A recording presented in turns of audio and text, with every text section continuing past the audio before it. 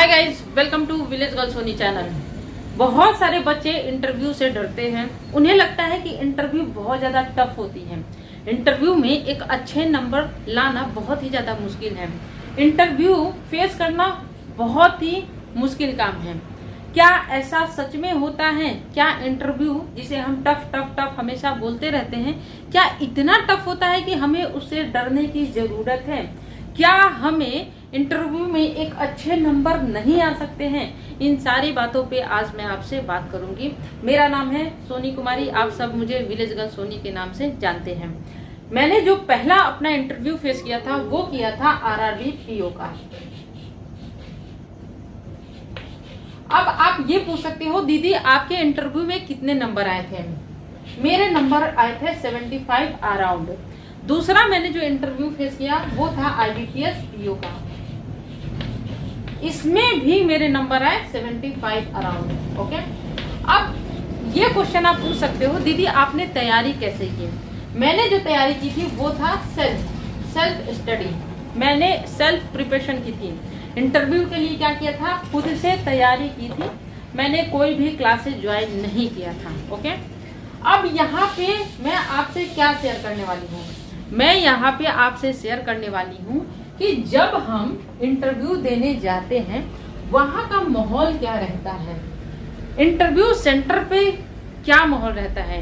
Interview centre पे हम जाते हैं तो एंट्री से लेकर एग्जिट तक क्या क्या सारी चीजें होती है वो मैं आपके साथ शेयर करूंगी। कैसे हमें एक अच्छा नंबर आ सकता है उसके बारे में मैं बात करूंगी। और क्या सच में जिसके कट ऑफ से 15 नंबर ज्यादा हो उन्हीं को इंटरव्यू के लिए तैयारी करनी चाहिए, या फिर +5 वाले भी एक होप देख सकते हैं। देखो, सबसे पहले हम बात कर लेते हैं उन बच्चों की जिनको उम्मीद है कि मेरे इंटरव्यू में 5 नंबर 6 नंबर आएंगे। गाइज यकीन मानो, अगर आपने इंटरव्यू में अच्छा परफॉर्मेंस किया आपके सिलेक्शन के चांस हैं। पैनल वहां पे क्यों बैठे रहती है? पैनल वहां पे इस वजह से बैठी रहती है कि वहां पे उन्हें आपको सेलेक्ट करना होता है, ना कि आपको रिजेक्ट करना होता है। उन्हें नहीं आइडिया होता है कि आपको आपके कट ऑफ से कितने ज्यादा नंबर हाई हैं। उन्हें नहीं पता कि आपके 1 नंबर ज्यादा होंगे या फिर 20 नंबर ज्यादा होंगे। ठीक है, तो वो वहां पे आपका जो प्रेजेंटेशन होगा, आपकी जो पर्सनालिटी होगी उसके ऊपर वो नंबर देंगे। वो आपके कट ऑफ के आधार पे आपको नंबर नहीं देने वाले हैं। तो जब तक आपका इंटरव्यू नहीं हो जाता है, आप ना तो मुझसे ना किसी और से ये पूछेंगे कि कितने ज्यादा नंबर चाहिए। ये मायने नहीं रखता है गाइस। बहुत सारे लोग बोलते हैं यूट्यूब पे इम्पोर्टेंट है 15 नंबर 20 नंबर। नहीं, आप गेम पलट सकते हो। आप गेम पलट सकते हो। अगर आपके 85-90 नंबर आ जाए इंटरव्यू में तो चांसेस हो सकते हैं आप गेम क्या करो, चेंज कर सकते हो। तो हमें सबसे पहले प्रेजेंट में जीना होगा। हम जहाँ पे परफॉर्म करने जा रहे हैं हमें कोशिश करनी होगी कि हमें वहाँ की अपनी परफॉर्मेंस बेस्ट करनी है। ओके, अब यहाँ पे बात आते हैं जिनका इंटरव्यू होने वाला है गाइज, उनके लिए मैं क्या सजेस्ट करूंगी। देखो, सबसे पहले आप जाओगे कहाँ पे? एग्जाम सेंटर पे। अच्छा, बहुत सारे लोग बोल रहे थे दीदी इतनी भी क्या कंजूसी, डिजिटल बोर्ड ले लो। तो डिजिटल बोर्ड अभी पॉसिबल नहीं है। अगर आप मैनेज कर सकते हो तो इसी पे मैनेज कर लीजिएगा। ठीक है, तो यहाँ पे गए आप एग्जाम सेंटर पे, आपके जैसे बहुत सारे बच्चे बाहर खड़े रहते हैं। ठीक है, ये लोग बाहर, ठीक है, आप लोग यहाँ पे खड़े हो। ठीक है, अपने अपने डॉक्यूमेंट रेडी रखना, डॉक्यूमेंट एक भी छोड़ के मत जाना। ओके, अब जब यहाँ पे आप इंटरव्यू सेंटर पे पहुंचोगे, मैं अपनी बात कर रही हूँ। मैं जब इंटरव्यू सेंटर पे बैठी गई, ये है विलेज गर्ल सोनी। कौन है? Village girl Soni. Village girl Soni ने देखा बहुत सारे बच्चों को। किसी ने ब्लेजर पहना है, किसी की कोई बहुत ज्यादा खूबसूरत है, कोई बहुत ज्यादा स्मार्ट है, कोई बहुत ज्यादा डैशिंग है, कोई बहुत पढ़ा लिखा लग रहा था। तो विलेज गर्ल सोनी ने जब इन सारे लोगों को देखा तो थोड़ा सा वो डिमोटिवेट हो गई कि मेरी हिंदी और मेरी भोजपुरी दोनों मिक्स हो जाती हैं और मेरा ये पहला इंटरव्यू है, तो क्या मैं सेलेक्ट हो पाऊंगी? क्या मेरे अच्छे नंबर आ पाएंगे? विलेज गर्ल सोनी को यहीं से डिमोटिवेशन स्टार्ट हो गया था। वो एक नॉर्मल प्रक्रिया है जो सबको होती है, आपको भी यहाँ पे होगी। जब आप और भी बच्चों को देखोगे ना तो कंपैरिजन करने लगते हो, ठीक है, मैंने भी किया। लेकिन जैसे ही ये थॉट मेरे दिमाग में आया, मैंने खुद को बोला कि बेटा अगर तुझसे नहीं होगा ना, यहाँ पे उपस्थित किसी से नहीं होगा। अगर तुझसे नहीं होगा ना तो किसी से नहीं होगा। बस मैंने अपने आप से यही वादा किया। तो इंटरव्यू सेंटर पे जाते ही आपको किसी को देखकर कंपैरिजन नहीं करना है और डरना नहीं है। बस ये बोलना है कि तुझसे ही होगा, अगर तुझसे नहीं हुआ तो किसी से नहीं होगा, ठीक है। अब आपका क्या होगा, आप अंदर जाओगे, आपके आईडी चेक होंगे, आपको अंदर भेजा जाएगा, ठीक है। इसके बाद क्या होगा कि रूम में बैठाया जाएगा, सबको एक साथ रूम में बैठा दिया गया, ठीक। अब ये लोग उठ के आ गए यहाँ पे, कहाँ पे आ गए, यहाँ पे, ठीक है, चेयर लगे रहते हैं, यहाँ पे आके सब के सब बैठ गए, ठीक है, बैठ गए, बहुत सारे लोग बैठ गए, सारे बच्चे बैठ गए, ओके। अब क्या होगा कि जैसे ही आप एग्जिट करोगे, जहां से निकलोगे, तो लाइन से रूम बना रहता है, A B C D, ठीक, लाइन से रूम्स बने रहते हैं, ओके। अब इस रूम का नाम रहता है A B C D या फिर 101 2 3 4 ऐसे कुछ भी नाम रहता है, ठीक। अब क्या होता है कि जरूरी नहीं कि आपका इंटरव्यू, अगर आपको 8 बजे सुबह में बुला लिया गया तो आपका इंटरव्यू 8 बजे मॉर्निंग में ही हो सकता है कि आपकी बारी क्या है, शाम के 6 बजे आए, आपकी बारी क्या है, शाम के 7 बजे आए। तो पूरे दिन भी आपको बैठाया जा सकता है, ठीक है। वो क्या होता है, आपके जैसे जैसे सीक्वेंस आता है वैसे वैसे अंदर बुलाया जाता है। अब क्या हुआ कि हो सकता है कि आपका पहले ही हो जाए, सबसे फर्स्ट में हो सकता है दोपहर में हो सकता है शाम में हो, ठीक है। तो ये फिक्स नहीं होता है कि आपको कब बुलाया जाएगा। जैसे जैसे बच्चों को बुलाया जाता है तो रूम बता दिया जाता है कि रूम ए में जाना है, बी में जाना है, सी में जाना है, डी में जाना है, ई में जाना है, ठीक है। अब एक एक करके बच्चे जाने लगते हैं, ठीक। ये बच्चा उठ के गया यहाँ पे, यहाँ पे, यहाँ पे, यहाँ पे, 5 बच्चे उठ के गए। अब क्या हुआ कि 5 बच्चे यहाँ पे गए, ये साइंस से है, ये कॉमर्स से है और ये आर्ट से है, ठीक है। साइंस वाला इसमें गया, कॉमर्स वाला इसमें गया और आर्ट्स वाला इसमें गया, ठीक है। और 2 बच्चे और गए, ठीक है, इसमें और इसमें, ऐसे बच्चे जाते हैं। अब जैसे जैसे इंटरव्यू देकर बच्चे आते जाते हैं तो फिर इस रूम में वो आ जाते हैं अपना बैग लेने, ठीक है, बैग या फिर जो भी सामान होता है ना, इस रूम में अपना छोड़ के जाते हैं। बीच में आपको चाय नाश्ता मिलते रहता है, चाय और कुछ खाने के लिए भी बिस्किट वगैरह यहाँ पे मिलते रहता है। तो जैसे ही मान लो ये साइंस वाला बच्चा है, क्या नहीं करना है उस पर बात करेंगे, इंटरव्यू में क्या क्या होता है वो सब बात करेंगे, थोड़ा ध्यान देने वाली बात है, ठीक है। पूरा स्टोरी समझना, ठीक है, पूरी स्टोरी समझना, जो मैंने फील किया है वो मैं शेयर कर रही हूँ, ठीक है। तो ये साइंस वाला बच्चा इसमें गया। अब विलेज गर्ल सोनी यहाँ पे बैठी है, विलेज गर्ल सोनी यहाँ पे बैठी है, ठीक। विलेज गर्ल सोनी के बगल में एक लड़की बैठी थी, ये बात है RRB PO इंटरव्यू के दौरान की, ठीक। विलेज गर्ल सोनी के बगल में एक लड़की बैठी थी, वो अपने हाथों को ना बार बार ऐसे कर रही थी, बार बार, फिर ऐसे ऐसे ऐसे ऐसे ऐसे। उसको घबराहट थी, बहुत ज्यादा ही उसे घबराहट थी। जो भी बच्चा आता था सारे के सारे पूछते थे तुमसे क्या पूछा गया। ये साइंस वाला बच्चा आया, अरे तुमसे क्या पूछा गया, साइंस वाले बच्चे से क्या पूछा जाएगा।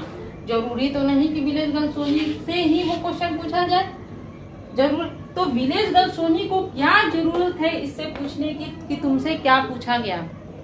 हो सकता है कि ये बच्चा क्या हो, अंडर कॉन्फिडेंट हो, जैसे ये लड़की है। अभी ये लड़की क्या है, बिल्कुल कॉन्फिडेंस इसमें नहीं है, तभी बार बार भगवान का नाम ले रही है, ऐसे ऐसे कर रही है, हाथ खुजला रही है, बाल खुजला रही है, कभी कुछ है ना, घबराहट उसके चेहरे से साफ झलक रही है, ठीक है। तो ऐसे 2-3 बच्चे 4 बच्चे ऐसे होते हैं ना जो बहुत ही ज्यादा घबराहट होते हैं, और उसमें भी ये जो बच्चे होते हैं ना, ये निकल के आते हैं, बोलते हैं मेरा तो इंटरव्यू बहुत खराब गया है, पता नहीं क्या क्वेश्चन पूछ दिए उन्होंने, मुझे तो समझ ही में नहीं आया, ठीक। बहुत ही टफ क्वेश्चन पूछ रहे हैं वो, है ना। तो हो सकता है ये बच्चा अंडर कॉन्फिडेंट हो, हो सकता है ये बच्चा चीजों को हैंडल करना नहीं जानता हो, लेकिन इसने यहाँ पे आके निगेटिविटी फैलाई, लेकिन इसने अपनी मर्जी से नहीं फैलाई। इन्होंने पूछा तो इसने अपना एक्सपीरियंस बताया। तो आपको कभी भी किसी भी बच्चे से उसका एक्सपीरियंस नहीं पूछना है, क्योंकि 5 मिनट 10 15 20 25 30 मिनट में आप कुछ भी चेंज नहीं कर सकते हैं। चेंज हो सकती है तो केवल आपका कॉन्फिडेंस क्या हो सकता है, नीचे आ सकता है, ऊपर तो बिल्कुल नहीं आएगा। तो आपको नहीं पूछना है। तो ऐसा होता है, बारी बारी से बच्चे जाते हैं, ठीक है। अब मेरा और इस लड़की का दोनों को बुलाया गया। अब क्या होता है कि हर रूम के बाहर एक और टेबल लगाए रहते हैं, ठीक है। जिनको जिनको बुलाया जाता है वो यहाँ पे बैठते हैं, ठीक। जब बेल बजती है तो बच्चे क्या जाते हैं, अंदर जाते हैं, ठीक। अब ये और ये दोनों को साथ में ही बुलाया गया, हाँ साथ में बुलाया गया था, ठीक। अब ये जो लड़की है ना, मेरे बगल में बैठी थी, मैं इसको ऑब्जर्व कर रही थी। मुझे फीलिंग आ रही थी ना कि ये लड़की अपना इंटरव्यू खराब करेगी, ठीक है। अब क्या हुआ कि इस लड़की का इंटरव्यू लास्ट वाले रूम में पड़ा था, इस वाले रूम में, है ना, रो के लास्ट में, और मेरा इंटरव्यू पड़ा था सेकंड में, ठीक। लेकिन मुझसे पहले इसे बुलाया गया, ओके, मुझसे पहले इसे बुलाया गया। मैं करीब 15 मिनट तक यहाँ पे बैठी रही, लेकिन मेरा पहले वाला जो बच्चा है ना, वो अभी तक कॉमर्स वाला बाहर निकल के नहीं आया है, ओके। तो ये लड़की यहाँ पे गई, इसका इंटरव्यू लगभग 12 मिनट चला होगा, 12 मिनट। जब ये बाहर आई गाइस, इसके ऐसा लग रहा था ना कि ये बस रोने ही वाली है, बस अबाउट टू क्राई वाली इसकी सिचुएशन थी।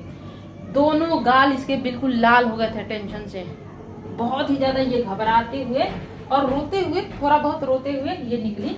मैंने नहीं पूछा, लेकिन मेरे बगल में जो बच्चे थे उन्होंने पूछा क्या हुआ, तो उसने बोला बस कुछ नहीं, अच्छा नहीं किया, और वो अपना चली गई। अब मेरे बगल में जो एक आध बच्चे बैठे थे ना, वो टेंशन में आ गए, है ना, ऐसा ही होता है। लेकिन मुझे कभी भी टेंशन नहीं हुआ, क्योंकि ना मैंने यहाँ किसी से पूछा, ना मैंने यहाँ किसी पे फोकस किया। मुझे फंडा शुरू से क्लियर था, बेटा तुझसे नहीं होगा, किसी से नहीं होगा, और तुझे घबराना तो बिल्कुल नहीं है। मुझे ये पता था कि मुझे घबराना तो बिल्कुल नहीं है। नो मैटर किसका क्या गया इंटरव्यू मुझे नहीं पता, लेकिन मुझे घबराना नहीं है। पहला मंत्र मैंने यही सोचा था कि कुछ भी हो जाए मुझे घबराना नहीं है, ओके। अब क्या हुआ, मैं अपना एक्सपीरियंस शेयर करती हूँ कि कैसे इंटरव्यू में अंदर बुलाया जाता है, क्या क्या होता है वो बताती हूँ। अब गाइस, काफी इंतजार के बाद आती है विलेज गर्ल सोनी की बारी। मेरी जब बारी आती है, मैं अंदर जाती हूँ, ठीक है। वहां पे 4 सर और 1 मैडम उपस्थित रहती है। सामने कैसे वो लोग बैठे रहते हैं वो मैं आपको बता देती हूँ, ठीक है, क्योंकि ये भी इम्पोर्टेंट पार्ट है। देखो क्या होता है, एक टेबल लगी रहती है, ठीक है, टेबल लगी रहती है। यहाँ पे 5 लोग बैठे रहते हैं, ढेर सारा डॉक्यूमेंट रखा रहता है, शायद आपके डॉक्यूमेंट रखे होते हैं या फिर पहले के। यहाँ पे एक चेयर रहती है, ठीक है। यहाँ पे कौन बैठता है, आप बैठते हो। कौन बैठता है, आप बैठते हो। यहाँ पे बैठ गई विलेज गर्ल सोनी, बिल्कुल नॉर्मल, कोई घबराहट नहीं, बिल्कुल नॉर्मल जैसे, ठीक है। अब क्या हुआ, मैंने कुछ भी दिमाग में नहीं रखा था कि मुझे स्ट्रेट बैठना है, मुझे लेफ्ट से घूम के बैठना है, मुझे राइट से बैठना है। मैंने इस पे फोकस नहीं किया था, क्योंकि मेरा ऐसा एक्सपीरियंस है, मुझे ऐसा लगता है कि चीज़ों को जितनी ज़्यादा आप कॉम्प्लिकेटेड बनाओगे, चीज़ें उतनी ज़्यादा आपके लिए कॉम्प्लिकेटेड होती हैं। आप 8 से 10 दिन में अपने आप को इतना ज़्यादा नहीं सुधार पाओगे, अपनी पर्सनालिटी को इतनी ज़्यादा सुधार नहीं पाओगे। जैसे ही आपने गेट से अंदर किया, आप क्या हो ना, आप वहाँ पे छलक जाता है, आपका दिख जाता है कि आप हो क्या, क्योंकि आप सारी चीज़ें याद नहीं कर पाओगे कि मैंने क्या क्या पढ़ा था, मैंने क्या क्या सीखा था, क्या वो उतना आप फॉलो करोगे ना, मुझे लगता है गड़बड़ हो जाती है। तो मैंने क्या किया कि मैं सीधे अपना चेयर पर बैठ गई। उन्होंने मेरे बारे में पूछा, ठीक है। इसके बाद आरबीआई के बारे में पूछा, आरबीआई के बारे में मैंने बताया। सबसे पहले वो पूछते हैं बैठते ही क्या पढ़ के आई हो, वो आपसे ही, जैसे उन्होंने मुझसे पूछा, मोस्टली उनका यही जनरल क्वेश्चन होता है, अच्छा ये बताइए आप क्या पढ़ के आई हैं, ठीक है। तो आप जो भी पढ़ के गए होंगे, ठीक है, जेन्युइनली वही बताना। जैसे मैंने बोला कि सर मैं आरबीआई के बारे में पढ़ के आई हूँ, repo rate, reserve repo rate, bank के बारे में पढ़ के आई हूँ, है ना। तो ये जो चीजें आपको उस समय लगे कि मैं अच्छा एक्सप्लेन कर पाऊंगा, वो आप बता दो, ठीक है। सेम मैंने किया, मैंने बताया कि मैं ये पढ़ के आई हूँ। उन्होंने पूछा मुझसे आरबीआई के बारे में, मैंने बताया। उन्होंने रिजर्व रेपो रेट और रेपो रेट में अंतर पूछा, ये मैंने बताया, ठीक है। फिर उन्होंने मुझसे ये पूछा, ये बताओ तुमने तैयारी कहाँ से की। मैंने बताया सर मैंने यूट्यूब से तैयारी की है। ओके ठीक है, यूट्यूब से तैयारी किए हो, ये बताओ किस चैनल से किए हो। मैंने जो चैनल से, ये मैं बिल्कुल वहां पे नहीं घबराई कि मैं अगर 8-10 चैनल का नाम लूंगी तो वो ये बोलेंगे कि ये तो 8-10 चैनल से पढ़ती हैं। नहीं, मैंने जो चैनल को यूज किया था, जिस चैनल को मैंने फॉलो किया था, मैंने नाम बताया कि सर मैं इस चैनल से पढ़ाई करती थी, इस चैनल से मैं पढ़ के आई थी, ठीक है। फिर 8 साल के गैप के बारे में उन्होंने मुझसे नहीं सवाल किए ज्यादा, ठीक है। इसके बाद मुझसे उन्होंने पूछा कि तुम्हारा खाता कहाँ पे है। मैंने बोला सर मेरा खाता पंजाब नेशनल बैंक में है।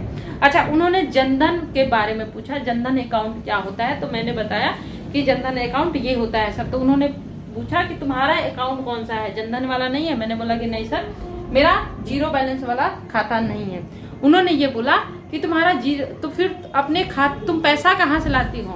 तो मैंने बोला सर मम्मी पापा का पैसा होता है, वही थोड़ा बहुत मैं सेविंग में डालती हूँ। फिर उन्होंने पूछा तो फिर अगर तुम अर्न नहीं करती तो अपने खाते को जनधन क्यों नहीं करा लेती। तो मैंने बोला सर मुझे ये नहीं पता कि जनरल खाता जनधन खाता में कन्वर्ट हो जाता है, ये मैंने बोला, और सच में मुझे नहीं पता था।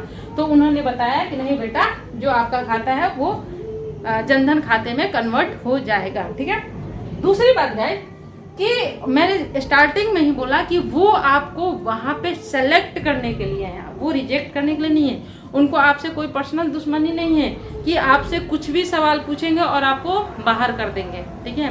वो इतने फ्रेंडली होते हैं कि अगर आप कहीं पे अटके, आप कहीं पे कंफ्यूज हुए, तो आपको वो क्या करेंगे, हेल्प करते हैं निकलने में। लेकिन बशर्ते आप उसको कैसे कैच कर लेते हो, आप कैसे उनकी बातों को पकड़ के और वहां से फिर से अपना फ्लो पकड़ लेते हो, ये इम्पोर्टेंट होता है। फिर उन्होंने पूछा कि तुम्हारे बैंक कॉरेस्पॉन्डेंस क्या होता है, ये क्वेश्चन था उनका, बैंक कॉरेस्पॉन्डेंस क्या होता है। सोचो गाइस, मुझे नहीं पता था बैंक कॉरेस्पॉन्डेंस क्या होता है। आप लोग बताना कमेंट में बैंक कॉरेस्पॉन्डेंस क्या होता है। उन्होंने ये पूछा तुम्हारे गांव में बैंक कॉरेस्पॉन्डेंस है। मैंने बोला सर मुझे नहीं पता बैंक कॉरेस्पॉन्डेंस क्या होता है। तो उन्होंने इस चीज को एक्सप्लेन किया, ठीक है। तो अगर कुछ आपको नहीं पता होता है तो वो आपको बताते हैं, उसका आपको नंबर नहीं काटते हैं। क्यों, मेरा ऐसा एक्सपीरियंस है, ठीक है, ये मेरा एक्सपीरियंस है, क्योंकि उन्हें पता है कि ये जो बंदा है ना, प्रीलिम्स और मेंस क्लियर करके आया है। और जरूरी नहीं हर स्टूडेंट को हर चीज की जानकारी हो। कई बच्चे ऐसे होते हैं मेंस में भी अच्छे स्कोर, प्रीलिम्स में भी अच्छे स्कोर, लेकिन रेपो रेट पूछ दिया जाए ना तो वो ढंग से नहीं बता पाएंगे। लेकिन बाकी की चीजों, क्वांट में, रीजनिंग में, इंग्लिश में उनके फुल मार्क्स होते हैं। तो जरूरी नहीं हर बच्चा हर चीज जानता ही हो। उन्हें भी पता है कि हम 5 बैठे हैं, 5, ठीक है, और हम 5 का दिमाग अलग अलग है और ये अकेला बैठा है। तो हम कुछ भी पूछेंगे तो जरूरी नहीं ये बच्चा सब कुछ बता ही दे, लेकिन ये जरूरी है कि ये बच्चा अगर नहीं भी बता पाए तो कैसे उस क्वेश्चन को डील करता है, ठीक है। फिर उन्होंने पूछा तुम टीवी देखती हो। मैंने बोला नहीं सर मैं टीवी नहीं देखती हूँ। उन्होंने बोला क्यों नहीं देखती हो। मैंने बोला सर मेरे घर में टीवी पहले नहीं थी, अभी सर टीवी 1-2 साल पहले लगा है। तो सर मैं अपने पढ़ाई पे ज्यादा फोकस करती हूँ, मुझे टीवी देखने का वक्त नहीं मिलता है। जो फैक्ट है वही मैंने बताया, जो रियलिटी है वही मैंने बताई। क्योंकि अगर आप वहाँ पे फेक बनोगे, आपकी फेकनेस वहाँ पे पकड़ में आ जाती है, ठीक है। ये होती है बात। उसके बाद क्या है कि देखो गाइस, मैं हमेशा बोलती हूँ, अभी जिनका भी इंटरव्यू होने वाला है उनके लिए कुछ जरूरी बात ध्यान रखना गाइस। मैं हमेशा बोलती हूँ कि ये क्या है, ये है चेयर, ये है चेयर, ठीक है, ये है चेयर, ये कौन है आप, ये कौन है आप, ये कौन है पैनल, कौन है पैनल। ओके, ये पैनल क्यों बैठी है, आपको सेलेक्ट करने के लिए। इस चेयर पे बहुत सारे बच्चे इनके सामने आए, आप भी गए, मैं भी गई, और भी बच्चे गए, बहुत सारे बच्चे गए। उनको बस ये देखना है कि ये जो चेयर है, इस चेयर को मामूली मत समझो, ये चेयर है ऑफिसर वाली चेयर। कौन सी चेयर है, ये ऑफिसर वाली चेयर। तो वो ये ऑब्जर्व करते हैं आपके अंदर आपकी पर्सनालिटी क्या है। ये जो 10 बच्चे मेरे सामने आए, उन 10 बच्चों में से कौन सा बच्चा इस चेयर को डिजर्व करता है, कौन सा बच्चा इस चेयर के लायक है। उन्हें पता है कि मैं 10 क्वेश्चन पूछूंगा, इसको नहीं आएगा, और इस क्वेश्चन का इसकी लाइफ में कोई अभी इम्पोर्टेंस नहीं होने वाली है। आगे ये सब कुछ सीख लेगा। बैंक के इतने बड़े बड़े काम हम सीख जाते हैं ना ये चेयर मिलने के बाद। तो ये repo rate, reserve repo rate कौन सी बड़ी बात है, ये भी हम सीख ही लेंगे। इन्हें पता है कि 10 क्वेश्चन में से अगर ये बच्चा 5 क्वेश्चन नहीं भी बता पाया ना, कोई बात नहीं, इस क्वेश्चन का इस बैंक की नौकरी से कोई खास लेना देना नहीं है।